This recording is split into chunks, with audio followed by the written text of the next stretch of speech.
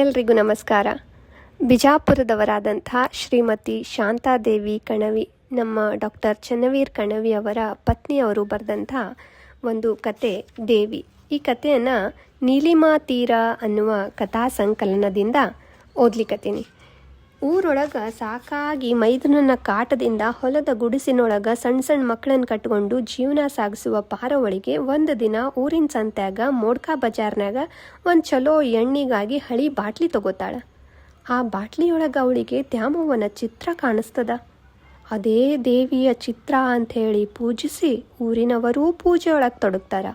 ಆಮೇಲೆ ಊರಿನ ಜನರಿಗೆ ಅವಳು ದೇವ್ರ ಹೇಳೋದು. ಆಮೇಲೆ ಅವಳಿಗೆ ಜಿಗುಪ್ಸೆ ಹುಟ್ಟಿ ಜನರನ್ನು ಮೋಸ ಮಾಡಬಾರ್ದು ಅಂಥೇಳಿ ಅನಿಸೋದು. ಬಡತನದೊಳಗೆ ಬದುಕು ನಡೆಸುವ ಪಾರವಳಿಗೆ ದ್ಯಾಮವ್ವ ದೇವಿ ಹೆಂಗೆ ಕಾಣ್ತಾಳ ಅನ್ನುವ ದಾರುಣವಾದ ಕತೆ ಇದು. ಕೊನೆ ತನಕ ಕೇಳಿ. ದೇವಿ ಪಾರಕ್ಕ ಹಾಸಿಗೆ ಹಿಡ್ದಾಳಂತ. ಪಾರವ್ವನ ಕೈಕಾಲು ಬಾತಾವಂತ. ಪಾರಿ ಇನ್ನೇನು ಉಳ್ಯಾಂಗೆ ಕಾಣುವುದಿಲ್ಲಂತ. ಸುದ್ದಿ ಚಿತ್ರ ವಿಚಿತ್ರ ರೂಪ ತಳೆದು ಮಣ್ಣೂರಿನ ತುಂಬ ಸುಳಿದಾಡಿತು. ಕಣ್ಣಿಂದ ನೋಡಿದವರಿಗಿಂತ ಹೆಚ್ಚಾಗಿ ವರ್ಣರಂಜಿತವಾಗಿ ಬಣ್ಣಿಸಿ ಮಾತನಾಡಿದರು ಊರಿನ ಗಂಡು ಹೆಣ್ಣು ಮಕ್ಕಳೆಲ್ಲ. ಮನುಷ್ಯ ಅಂದಮೇಲೆ ಜಡ್ಡ ಜಾಪತ್ರಿ ಬರುವ, ಹುಟ್ಟಿದವರು ಸಾಯೋರ. ಆದ್ರೆ ಪಾರವ್ವಗೆ ಜಡ್ಡಾತು ಅಂದ್ರೆ ನಂಬಕ್ಕಾಗಾಕಿಲ್ಲ ಅಂತ ಒಳಗೆ ತಳಮಳಿಸಿದವರು ಕೆಲವರು. ಈಡ್ ದಿನ ಮೆರೆದಾಡಿ ಕಡಿಕ ಬಕ್ಬಾರ್ಲೆ ಬಿದ್ಲಲ್ಲ ಎಂದು ಒಳಗೊಳಗೆ ಹಿಗ್ಗಿ ಹೀರೆಕಾಯಾಗಿ ಹಾಲು ಕುಡಿದವರೂ ಹಲವರಿದ್ದರು ಮಣ್ಣೂರಿನಲ್ಲಿ. ಬರೇ ಮಾತಾಡ್ತಿರಲ್ರೇ ಪರದೇಶಿ ಮಗಳು ಗಂಡನ ಕಳ್ಕೊಂಡು ಗೇಣ ಚೋಟ ಮಕ್ಕಳನ್ನ ಕಟ್ಕೊಂಡು ಗಂಡಸ್ನಂಗ ಹೊಲದಾಗ ಮನ್ಯಾಗ ದುಡಿದ್ ಸತ್ಲು ಪಾರಿ. ಮಣ್ಣಿಗೆ ಹೋಗ್ರಿ, ನನ್ನೂ ಯಾರರ ಬಗಲಾಗ ಕೈ ಹಾಕಿ ಕರ್ಕೊಂಡು ಹೋದ್ರ ಹಿಡಿ ಮಣ್ಣು ಹಾಕಿ ಬಂದೇನು. ಸಂಕಟದಿಂದ ಕಣ್ಣೀರು ಹಾಕಿತು ಮುದುಕಿ ಕಾಳವ್ವ, ಪಾರವ್ವನ ಗಂಡ ಮಲ್ಲಪ್ಪನ ಸೋದರತ್ತಿ. ಕಾಳವ್ವ ಮೊಮ್ಮಗ ಕೆಂಚನನ್ನ ಹೊಲಕ್ಕೆ ಓಡಿಸಿದಳು. ಅವನು ತಂದ ಸುದ್ದಿ ಮಾತ್ರ ತೀರಾ ಬೇರೇ ಇತ್ತು. ಪಾರವ್ವ ಸತ್ತಿರಲಿಲ್ಲ, ಜ್ವರದಿಂದ ಹಾಸಿಗೆ ಹಿಡಿದದ್ದು ನಿಜ. ದೇವಿ ನಮ್ಮವ್ವ, ನೀ ಖರನ ಇದ್ರ ಪಾರಿನ ಒಯ್ಬ್ಯಾಡವ್ವ, ಮಕ್ಕಳು ದಿಕ್ಕೇಡ್ಯಾಕಾವು, ಇನ್ನೊಂದು 4 ತಾಯಸ್ ಹಾಕ್ತಾಯಿ ಆಕಿಗಿ. ಗಲ್ಲ ಗಲ್ಲ ಬಡಿದ್ಕೊಂಡು ಮೇಲೆ ಕೈ ಎತ್ತಿ ಮುಗಿದಳು ಕಾಳವ್ವ.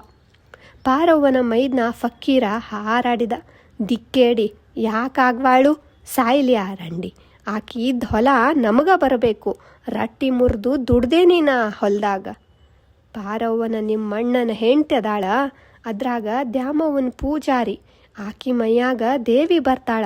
ನೀ ಹಂಗೆಲ್ಲ ಬೈದ್ರ ನಿನ್ನ ಮನಿ ಉಜ್ಜಳಾಗಾಕಿಲ್ಲ, ತಪ್ಪಾತನ್ನು ಎಂದು ನೆರೆಮನೆಯ ಮುದುಕಿ ಹಾಲವ್ವನ ಸೊಸೆಗೆ ಗಂಡು ಮಗ ಹುಟ್ಟಿದ್ದು ಪಾರವ್ವನ ಆಶೀರ್ವಾದದಿಂದ. ಕೂಡಿದ ಜನರು ಚೀ ಹಾಕಿದ್ದರಿಂದ ಫಕ್ಕೀರ ಹಲ್ಲು ಕಡಿಯುತ್ತಾ ಸುಮ್ಮನಾದ. ಅವನ ಹೆಂಡತಿ ನೀಲವ್ವ ಕಂಬದ ಮರೆಯಲ್ಲಿ ಬೆರಳು ಲಟ್ಟಿಗೆ ಮುರಿದು ಶಾಪ ಹಾಕಿದಳು, ಇಕ್ಕಿ ಬಾಯಾಗ ಮಣ್ಣು ಬೀಳಿ. ಪಾರವ್ವನೇನು ಸಾಹಿತಿ ಕಲಾವಿದೆಯಲ್ಲ, ಮಂತ್ರಿ ಶಾಸಕಳೂ ಅಲ್ಲ, 3 ಮಕ್ಕಳ ತಾಯಿ, ವಿಧವೆ.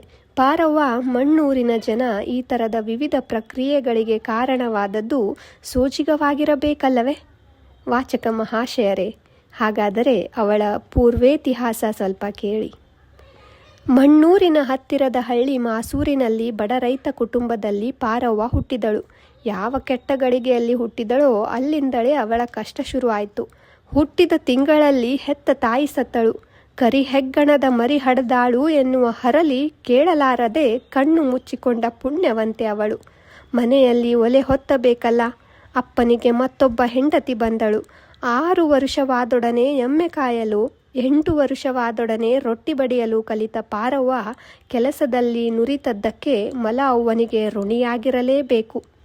ಹೊಟ್ಟೆ ತುಂಬ ರೊಟ್ಟಿ ಇಲ್ಲದೆ ಹೊಲದಲ್ಲಿ ಮನೆಯಲ್ಲಿ ಯಂತ್ರದಂತೆ ದುಡಿಯುವ ಕರಿ ಕೊಡ್ಡದಂಥ ಪಾರವ್ವನು ಒಂದು ದಿನ ಹೆಣ್ಣಾದಳು.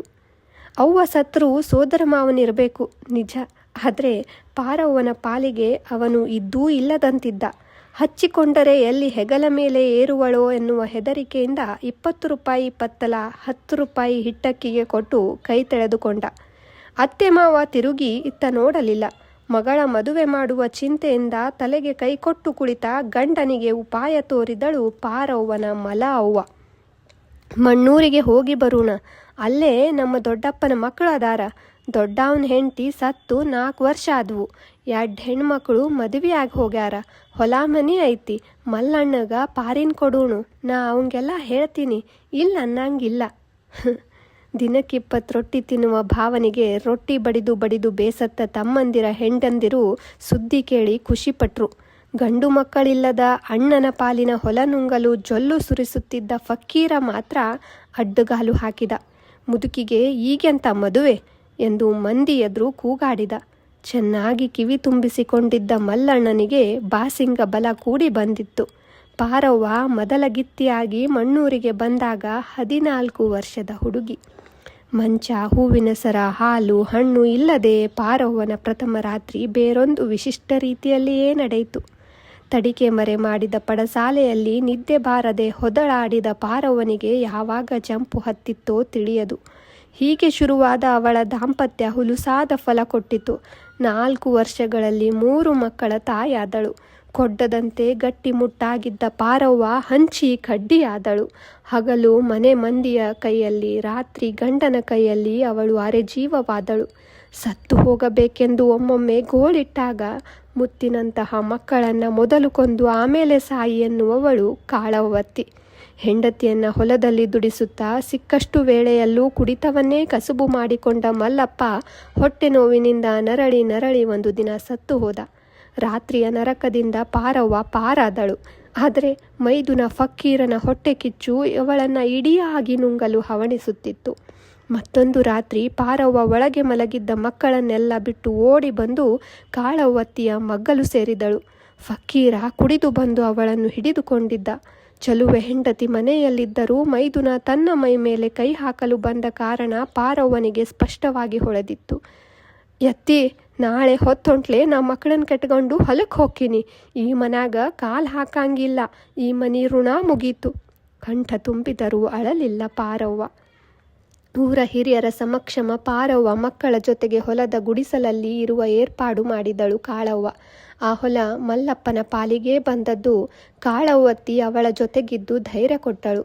ಚೀಳೆಪೀಳೆ ಮಕ್ಕಳು ಒಬ್ಬಂಟಿಯಾಗಿ ಹೊಲದಲ್ಲಿ ಏಗಲಾರದೆ ಹಳ್ಳಿಯಿಂದ ಮಲತಮ್ಮನನ್ನ ತಂದಿಟ್ಟುಕೊಂಡಳು ಪಾರವ್ವ. ಅವಳ ಈ ಸ್ವಾತಂತ್ರ್ಯಕ್ಕೂ ಬೆಲೆ ತರಬೇಕಾಯಿತು. ಮನೆಯಲ್ಲಿ ಮೈದುನನೊಬ್ಬದೇ ಕಾಟವಾದರೆ ಹೊಲದಲ್ಲಿ ಹರೆಯದ ಗಂಡಸರೆಲ್ಲ ಹಣೆಕಿ ಹಾಕುವವರೇ. ಒಂಟಿ ಗುಡಿಸಲು ಹಗಲೆಲ್ಲ ದುಡಿದು ಹೆಣವಾದರೂ ರಾತ್ರಿ ಕಣ್ಣು ಮುಚ್ಚಲೂ ಹೆದರಿಕೆ. ಕೆಲವೊಂದು ಪ್ರಸಂಗದಲ್ಲಿ ಹತ್ತಿರ ಬಂದವರನ್ನ ಕುಡಗಲು ತೋರಿಸಿ ಓಡಿಸಿದ್ದಳು. ಇಷ್ಟು ವರ್ಷಗಳ ತನ್ನ ಬದುಕಿನಲ್ಲಿ ದೇವರು ದಿಂಡರ ಉಸಾಬರಿಗೆ ಹೋದವಳಲ್ಲ ಪಾರವ್ವ. ಅದಕ್ಕೆಲ್ಲ ಅವಳಿಗೆ ವೇಳೆಯಾದರೂ ಎಲ್ಲಿತ್ತು? 4-6 ತುತ್ತಿನ ಚೀಲಗಳನ್ನು ತುಂಬುವುದರಲ್ಲಿಯೇ ಸೂರ್ಯ ಮೂಡಿ ಮುಳುಗುತ್ತಿದ್ದ. ಆ ವರ್ಷ ಮಳೆ ಸರಿಯಾಗಿ ಆಗದೆ ವರ್ಷ ಪೂರ್ತಿ ಹೊಟ್ಟೆ ತುಂಬುವಷ್ಟು ಬೆಳೆಯೂ ಕೈಗೆ ಹತ್ತಿರಲಿಲ್ಲ. ಗುಡಿ ಕಂಡಲ್ಲಿ ತಲೆಬಾಗಿ ಕೈ ಮುಗಿದು ತನ್ನ ಕೆಲಸಕ್ಕೆ ಸಾಗುವ ಪಾರವ್ವನನ್ನು ಕಂಡು ದೇವರಿಗೆ ಕರುಣೆ ಬಂದಿತ್ತು. ಜಾನಪದ ಕಥೆಗಳಲ್ಲಿ ನೀವು ಕೇಳಿದ್ದೀರಲ್ಲ, ಪಾರ್ವತಿ ಪರಮೇಶ್ವರರು ಲೋಕ ಸಂಚಾರಕ್ಕಾಗಿ ಹೊರಟಿರುತ್ತಾರೆ. ಅಲ್ಲಿ ಬಡವರನ್ನು, ದುಃಖಿಗಳನ್ನು ಕಾಣುತ್ತಾರೆ. ಪಾರ್ವತಿ ದೇವಿಯದು ಹೆಂಗರುಳು, ಸ್ವಾಮಿ ಅವರಿಗೆ ಏನಾದರೂ ಸಹಾಯ ಮಾಡಿ ಎನ್ನುತ್ತಾಳೆ. ಧನ ಕನಕ ವಸ್ತುಗಳು ಅವರ ಮನೆ ತುಂಬುತ್ತವೆ ಸರಿ, ಬಡವರ ದುಃಖಗಳೆಲ್ಲ ದೂರ ಆಗುತ್ತವೆ. ಪಾರ್ವತಿ ಪರಮೇಶ್ವರರು ಸಂತುಷ್ಟರಾಗಿ ಮುಂದಕ್ಕೆ ಹೋಗುತ್ತಾರೆ. ಆದರೆ ಇಲ್ಲಿ ಸ್ವಲ್ಪ ವ್ಯತ್ಯಾಸವಾಯಿತು. ದೇವಿ ಮುಂದೆ ಹೋಗಲಿಲ್ಲ, ಪಾರವ್ವನ ಮನೆಯಲ್ಲಿಯೇ ಕುಳಿತು ಬಿಟ್ಟಳು. ಅದು ಹೇಗೆ ಸಾಧ್ಯ ಎಂದು ಅಚ್ಚರಿಯಾಯಿತೆ. ಹಾಗಾದರೆ ಈ ಪ್ರಸಂಗವನ್ನೂ ಕೇಳಿ. ಒಂದು ಮಂಗಳವಾರ ಸಂತೆ ದಿನ ಉಪ್ಪು ಬೆಲ್ಲ ಚಾಪುಡಿ ಎಣ್ಣೆಗಾಗಿ ಪಾರವ್ವ ನಗರಕ್ಕೆ ಹೋಗಿದ್ದಳು. ಮನೆಯಲ್ಲಿ ಅವಳ ಚಿಕ್ಕ ಮಗ ಒಳ್ಳೆಣ್ಣೆ ಬಾಟ್ಲಿ ಒಡೆದಿದ್ದ. ಅವನನ್ನು ಹುಣಸೆ ಬರಲಿನಿಂದ ಚೆನ್ನಾಗಿ ತದಕಿ ಪೇಟೆಗೆ ಬಂದಿದ್ದಳು. ಅಲ್ಲಲ್ಲಿ ಸುತ್ತಾಡಿ ಚೌಕಾಶಿ ಮಾಡಿ ಮೂಡ್ಕಾ ಬಜಾರಿನಲ್ಲಿ 8 ಆಣೆಗೆ ಒಂದು ಎಣ್ಣೆಯ ಬಾಟ್ಲಿ ಕೊಂಡಳು. ಎಲ್ಲಿಯಾದರೂ ಸೀಳು ಇದೆಯೇನೋ ಪರೀಕ್ಷಿಸಲು ಆಕಾಶಕ್ಕೆ ಎತ್ತಿ ಹಿಡಿದಳು. ಅಲ್ಲಿ ಒಂದು ಮುಖ, ಅಂದರೆ ಪೂರ್ತಿ ಮುಖವಲ್ಲ, ಕಣ್ಣು ಮೂಗು ಕಂಡವು. ಮತ್ತೆ ಮತ್ತೆ ದಿಟ್ಟಿಸಿದಳು. ಬಾಟಲಿ ಸರಿಸಿ ಆಕಾಶ ನೋಡಿದಳು. ಏನೂ ಇಲ್ಲ. ಸೋಜಿಗವಾಯಿತು. ಓಡುತ್ತಾ ಹೊಲಕ್ಕೆ ಹೋಗಿ ಬಂದಳು. ಕಾಳವ್ವ ಹನುಮಂತರಿಗೂ ಬಾಟಲಿಯಲ್ಲಿ ಮುಖ ಕಂಡಿತು. ಏನಿದು, ಯಾಕೆ ಹೀಗೆ ಒಂದೂ ತಿಳಿಯದೆ ಪೇಚಾಡಿದರು. ಕಾಳವ್ವತ್ತಿ ಅನುಭವಸ್ಥೆ. ಪಾರಿ, ಈ ಮಾರಿ ಎಲ್ಲೋ ನೋಡ್ದಂಗಾಯ್ತಲ್ಲ. ಹೌದಾ ಅತ್ತಿ, ನನಗೂ ಹಂಗ ಅನ್ಸಾಕತ್ತೈತಿ. ಇದೇನು ಕೇಡ್ಗಾಲಕ್ಕೆ ಬಂತೋ ಹೆಂಗ ತಿಳಿವದು. ಆ ರಾತ್ರಿ ಇಬ್ಬರೂ ನಿದ್ದೆ ಮಾಡಲಿಲ್ಲ. ಬೆಳಗ್ಗೆ ತಂಗಳುಣ್ಣುವಾಗ ಕಾಳವ್ವ ಮೆಟ್ಟಿ ಬಿದ್ದಳು. ರೊಟ್ಟಿ ಕೆಳಗೆ ಇಟ್ಟವಳೆ ಓಡಿ ಹೋಗಿ ಕೈ ತೊಳೆದು ಮತ್ತೆ ಬಾಟಲಿ ದಿಟ್ಟಿಸಿದಳು. ಹಾಗೆಯೇ ಅವಳ ಕಣ್ಣಲ್ಲಿ ನೀರು ಹರಿಯಿತು. ಬಾಟಲಿ ಕಣ್ಣಿಗೊತ್ತಿಕೊಂಡಳು. ತಾಯಿ, ನಮ್ಮವ್ವ, ನಿನ್ನ ಮಕ್ಕಳ ಸಲಹವ್ವ. ಬಾಯಿ ತರದ್ ನೋಡ್ತಿದ್ದ ಪಾರವನಿಗೆ, ಪಾರಿ, ನಿನ್ನ ನಸೀಬ್ ತೆರೀತು, ಕಷ್ಟ ಹರಿತು. ನನ್ನ ಮಗಳು ದ್ಯಾಮವ್ವ ದೇವಿ ನಿನ್ನ ಮನೆ ಬಾಗಲ್ಗೆ ಬಂದಾಳ. ತೊಳೆದು ವಿಭೂತಿ ಕುಂಕುಮ ಹಚ್ಚಿ ಪೂಜಾ ಮಾಡು, ನಿನಗೆಲ್ಲ ಚಲೋ ಆಗ್ತೈತಿ ಅಂದಳು. ಮೊದಲು ಕಾಳವತ್ತಿಯ ತೆಕ್ಕೆಗೆ ಬಿದ್ದು ಭೊರ್ರೆಂದು ಅತ್ತಳು ಪಾರವ್ವ. ಆಮೇಲೆ ಬಾಟಲಿಗೆ ಅಡ್ಡ ಬಿದ್ದಳು. ನಾನಿನ್ನ ಕೂಸು ನಮ್ಮವ್ವ, ಅರಿದ ಮಳ್ಳಿ, ಏನಾದರೂ ತೆಪ್ಪಾದ್ರ ಹೊಟ್ಯಾಗ ಹಾಕೋ, ದಿನಾ ನಿನ್ನ ಪೂಜೆ ಮಾಡ್ತೀನಿ. ಮಕ್ಕಳನ್ನೂ ಅಡ್ಡ ಬೀಳಿಸಿ ಬಾಟ್ಲಿಯನ್ನು ಒಂದು ಚಿಕ್ಕ ಮಣೆಯ ಮೇಲೆ ಇಟ್ಟು ಪೂಜೆ ಮಾಡಿದಳು. ಕಾಳವ್ವನಿಂದ ಸಮಾಚಾರ ತಿಳಿದ ಊರ ಜನ ಹಿಂಡು ಹಿಂಡಾಗಿ ಸೋಜಿಗ ನೋಡಲು ಬಂದರು. ಬಂದವರಿಗೆಲ್ಲ ಕಾಳವ್ವ ಹೇಳಿದ್ದೊಂದೇ ಮಾತು, ಪಾರವ್ವ ಯಾರಿಗೂ ಕೇಡು ಬಗದಾಕಿ ಅಲ್ಲ, ಭಾಳ ಕಷ್ಟ ಉಂಡಾಳ. ದೇವ್ರಿಗೆ ಸರ್ತಿಯಾಗಿ ನಡ್ಕೊಂಡಾಳ. ಅವಳ ನಡತಿಗೆ ಮೆಚ್ಚಿ ದೇವಿ ಆಕಿ ಮನೆಗೆ ಬಂದಾಳ. ಸತ್ಯುಳ್ಳವರಿಗೆ ಮಾತ್ರ ಕಾಣುತ್ತಾಳ. ಕಾಳವನ ಕೊನೆಯ ಮಾತು ಬಂದ ಜನರಿಗೆಲ್ಲ ಸವಾಲಾಯಿತು. ಎಲ್ಲರಿಗೂ ಬಾಟಲಿಯಲ್ಲಿ ದೇವಿಯೇ ಕಂಡಳು. ದರ್ಶನ ಮಾಡಿ ಸಾಷ್ಟಾಂಗ ಬಿದ್ದರು, ಹರಕೆ ಹೊತ್ತರು, ಕಾಣಿಕೆ ಇತ್ತರು. ಮಣ್ಣೂರು, ಮಸ್ಯಾಳ, ನಿಚ್ಚಣಕಿ, ಬಾರಿಕೊಪ್ಪ, ಮದಗ ಎಲ್ಲ ಹಳ್ಳಿಯ ಭಕ್ತರು ದೇವಿಗೆ ನಡೆದುಕೊಳ್ಳುತ್ತಾ ಪಾರವ್ವನ ಬದುಕಿಗೆ ಸಂಪತ್ತು ಸಮೃದ್ಧಿ ತುಂಬಿಕೊಟ್ಟರು. ದೇವಿಯ ಹೆಸರಿನಲ್ಲಿ ಇಷ್ಟೊಂದು ಸುಖ ಸಿಗುತ್ತಿರುವಾಗ ಪಾರವ್ವ ನೇಮ ನಿಷ್ಠೆಯಿಂದ ಪೂಜೆ ಮಾಡಿದಳು. ಉಪವಾಸ ವ್ರತ ಮಾಡಿದಳು. ಪ್ರತಿ ಮಂಗಳವಾರ, ಹುಣ್ಣಿಮೆ, ಅಮಾವಾಸ್ಯೆಗೆ ತಲೆಸ್ನಾನ ಮಾಡಿ ವಿಭೂತಿ ಅಂಗಾರ ಧರಿಸಿ ಕಣ್ಣು ಮುಚ್ಚಿ ಕೈ ಮುಗಿದು ಕುಳಿತರೆ ಪ್ರತ್ಯಕ್ಷ ದ್ಯಾಮವ್ವ ಅವಳಲ್ಲಿ ಇಳಿದು ಬರುವಳು. ಭಕ್ತರು ಭಯದಿಂದ ನಡುಗಿ ಅಡ್ಡ ಬೀಳುವವರು, ಕಷ್ಟ ಸುಖ ಹೇಳಿಕೊಳ್ಳುವವರು. ಯವ್ವ, 3 ದಿನ ಆತು ಎಮ್ಮಿ ಮನಿಗ ಬಂದಿಲ್ಲ, ಬರು ಮಂಗಳವಾರ ಬರ್ತೈತಿ, ಚಿಂತೆ ಮಾಡಬೇಡ. ಪಾರವ್ವ ದೇವಿಯ ಮೇಲಿನ ಅಂಗಾರ ಕೊಡುವಳು. ಯವ್ವ, ನನ್ನ ಮಗ್ಗ ಜರ ಬರಾತಾವು. ಕಣ್ಣು ಮುಚ್ಚಿಕೊಂಡೇ ಪಾರವ್ವ ಕೊಡುವ ತೀರ್ಥಕ್ಕೆ ತಾಯಿ ಕೈ ಒಡ್ಡುವವಳು. ಯವ್ವ, ಮದುವೆಯಾಗ 5 ವರ್ಷ ಆದವು, ನನ್ನ ಸೊಸಿ ಹೊಟ್ಟಿಲೇ ಆಗವಲ್ಲು, ಇನ್ನೊಂದು ಮದುವೆ ಮಾಡ್ಲ್ಯಾ? ಬ್ಯಾಡ, ಮನಿ ಲಕ್ಷ್ಮಿ ಆಕಿನ ಉರಿಸ್ಬಾರ್ದು. 11 ಹುಣ್ವಿ ದೇವಿಗೆ ನಡ್ಕೋ ಅನ್ನೋ ಫಲ ಸಿಗತೈತಿ. ಯವ್ವ, ಈ ಗೌಡನ ಕಾಟ ತಾಳಾರೆ, ಜೀವ ಕಳ್ಕೊಳ್ಳ್ಯಾ ಅನ್ಸಾಕತ್ತೈತಿ. ಹರೆಯದ ವಿಧವೆ ಒಬ್ಬಳು ಹಲುಬಿದಳು. ಮಗಳ, ಹೆಣ್ಣಂದ್ರ ಭೂಮಿ ತಾಯಿ ಇದ್ದಂಗ, ಆ ತಾಯಿ ಹಂಗೆ ತಾಳ್ಕೋ, ಮಿಕ್ಕಿದಾಗ ಆಕಿನೂ ಬೆಂಕಿ ಕಾರ್ತಾಳ, ನೆಪ್ಪಿಡು. ತನಗೊಳ್ಳೆಯದು ಮಾಡಿದ ದೇವಿ ಅವರನ್ನೂ ಕಾಪಾಡಲಿ ಎಂದು ಭಕ್ತಿಯಿಂದ ಬೇಡಿಕೊಳ್ಳುವ ಪಾರವ್ವ ಬಾಯಲ್ಲಿ ಹನಿ ನೀರು ಹಾಕದೆ ಸಂಜೆಯವರೆಗೂ ಬಂದ ಭಕ್ತರಿಗೆ ಅಂಗಾರ, ಹೂವು, ಕಲ್ಸಕ್ಕರೆ ಕೊಟ್ಟು ಕಳುಹಿಸಿದ ಪಾರವ್ವ ರಾತ್ರಿ ಮತ್ತೊಮ್ಮೆ ಸ್ನಾನ ಮಾಡಿ ದೇವರ ಕೋಣೆ ಒಳಹೊಕ್ಕು ಬಾಗಿಲು ಹಾಕಿ ಬಂದ ದಕ್ಷಿಣೆಯನ್ನೆಲ್ಲ ಎಣಿಸಿ ಸರಿ 2 ಪಾಲು ಮಾಡಿ ಒಂದು ಪಾಲನ್ನು ತನ್ನ ಹಳೆಯ ಸಂದೂಕದಲ್ಲಿಟ್ಟು ಇನ್ನೊಂದನ್ನು ಜಗಲಿಯ ಮೇಲಿನ ಹುಂಡಿಗೆ ಹಾಕುವಳು. ತಾಯಿ, ನಮ್ಮವ್ವ ಹಿಂಗ ನಡೆಸವ್ವ ಎಂದು ಅಡ್ಡ ಬಿದ್ದು ಹೊರಗೆ ಬರುವವಳು. ಪಾರವ್ವನ ಗುಡಿಸಲು ಹಂಚಿನ ಮನೆಯಾಯಿತು. ದೇವಿಗೆ ಪ್ರತ್ಯೇಕವಾದ ಕೋಣೆಯಾಯಿತು. ಬಾಟಲಿಗೆ ಬೆಳ್ಳಿಯ ದೇವಿಯ ಮುಖವಾಡ ಬಂದಿತು. ಮಕ್ಕಳು ಕೈಗೆ ಬಂದರು. ಹೊಲಗೆಲಸಕ್ಕೆ ಎತ್ತು, ಹೈನಿಗೆ ಆಕಳುಗಳು ಬಂದವು. ಕಾಳವ್ವತ್ತಿ ತನ್ನ ಮಕ್ಕಳ ಜೊತೆ ಇರಲು ಮಣ್ಣೂರಿಗೆ ಹೋದಳು. ಅಪ್ಪ ಸತ್ತ ಮೇಲೆ ಹನುಮಂತ ಮಾಸೂರಿಗೆ ತಿರುಗಿ ಹೋದ. ದೇವಿ ಪೂಜೆಯ ದಿನ ಬಿಟ್ಟು ಉಳಿದ ದಿನ ಪಾರವ್ವ ಮಕ್ಕಳೊಡನೆ ಹೊಲದಲ್ಲಿ ದುಡಿಯುವವಳು. ದೇವಿ ನೈವೇದ್ಯವಾಗಿ ಹೆಚ್ಚಾದ ಹಾಲು ಮಾರಲು ಪೇಟೆಗೆ ಹೋಗುವಳು. ತಾನು ಹಾಲು ಕೊಡುವ ಸಾಹೇಬರ ಗುರುತಿನಿಂದ ಹುಂಡಿ ಮತ್ತು ಸಂದೂಕದಲ್ಲಿದ್ದ ಹಣವನ್ನೆಲ್ಲ ಬ್ಯಾಂಕಿಗೆ ಜಮಾ ಮಾಡಿದಳು. ಚಿಕ್ಕ ಮಗನನ್ನ ಶಾಲೆಗೆ ಹಾಕಿದಳು. ದೇವಿಯ ಎದುರು ಕಣ್ಣು ಮುಚ್ಚಿ ಕುಳಿತಾಗ ಅವಳ ಮನಸ್ಸಿನ ಆಳದಲ್ಲಿ ಆಗಾಗ ಒಂದು ಪ್ರಶ್ನೆ ಎದ್ದು ಕುಣಿಯುವುದು. ಈ ಬಾಟಲಿಯಲ್ಲಿ ನಿಜವಾಗಿಯೂ ದ್ಯಾಮವ್ವ ಇರುವಳೆ? ತನ್ನ ಬುದ್ಧಿಗೆ ತೋಚಿದಂತೆ ಭಕ್ತರಿಗೆ ಉತ್ತರ ಹೇಳುವವಳು ತಾನೇ ಅಲ್ಲವೇ? ದೇವಿ ತನಗೆ ಒಂದು ದಿನವೂ ಕಂಡಿಲ್ಲ, ಮಾತಾಡಿಲ್ಲ. ಅವಳು ಇದ್ದಾಳೆಯೇ? ಇದ್ದರೆ ಎಲ್ಲಿದ್ದಾಳೆ? ಹೇಗಿದ್ದಾಳೆ? ಜನರ ಕ್ರೌರ್ಯ, ಮೋಸ, ದುಷ್ಟತನಗಳೆಲ್ಲ ತನಗೆ ಅರಿಯದ್ದಲ್ಲ. ದೇವಿ ಇದ್ದರೆ ದುಃಖಿಗಳಿಗೆ ಯಾಕೆ ಮತ್ತಷ್ಟು ಕಷ್ಟ ಕೊಡ್ತಾಳೆ? ಒಳ್ಳೆಯವರಿಗೆ ಒಳ್ಳೆಯದು ಯಾಕೆ ಮಾಡುವುದಿಲ್ಲ? ಈ ಎಲ್ಲ ಸಂಶಯಗಳು ಅವಳನ್ನು ಕಾಡಿದವು.